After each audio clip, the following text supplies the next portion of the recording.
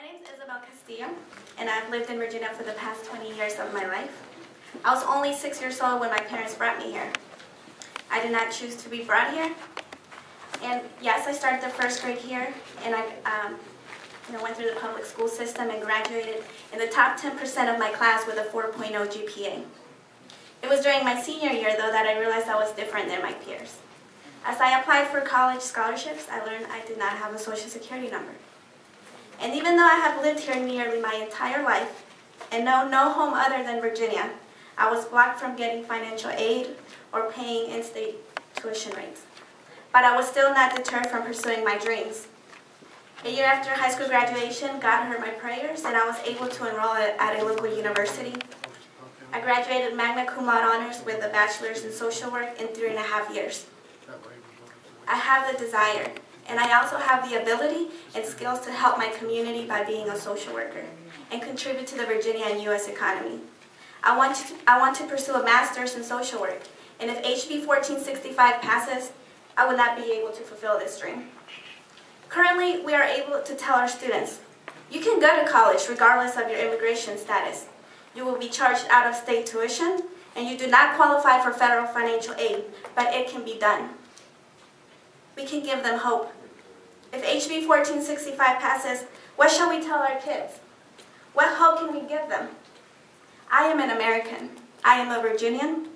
And my hope and desire, and that of thousands of Virginians like me, is to fulfill the American dream through an education and give back to our communities. Getting an education is not a crime.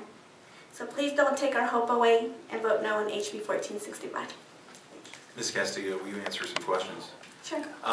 Are you currently trying to obtain legal residency or citizenship status? Yes, sir. My stepfather's a U.S. citizen, and he has applied for me. But because of our broken immigration system, I cannot. Okay. That's where I think you and I might agree, or you and the folks that you came here with might agree with some of us up here, is that we do have a broken system. And your story is one of the ones that I was just referring to, that just on an emotional level does not make sense to people like me who are very rigid in our beliefs on the immigration problem. Until we have a secure and workable immigration system that the federal government's willing to step up and enact and enforce, we're going to keep having hearings like this. And when you mention the broken system, I want to agree with you that we agree that it's broken. Yes. And how we get to fixing it, I think, is still hopefully on the horizon. And hopefully we find a way to address situations like yours. But I don't think any of us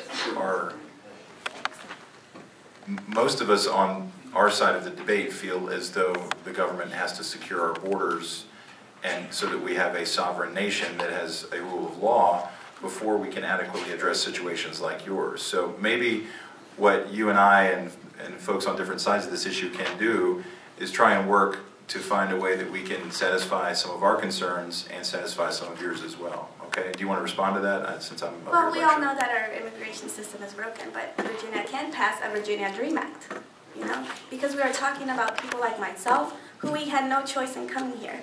I was 6 years old, and I don't think any child at 2 or 3 years old has that mental capacity to say, have you checked our law? Are you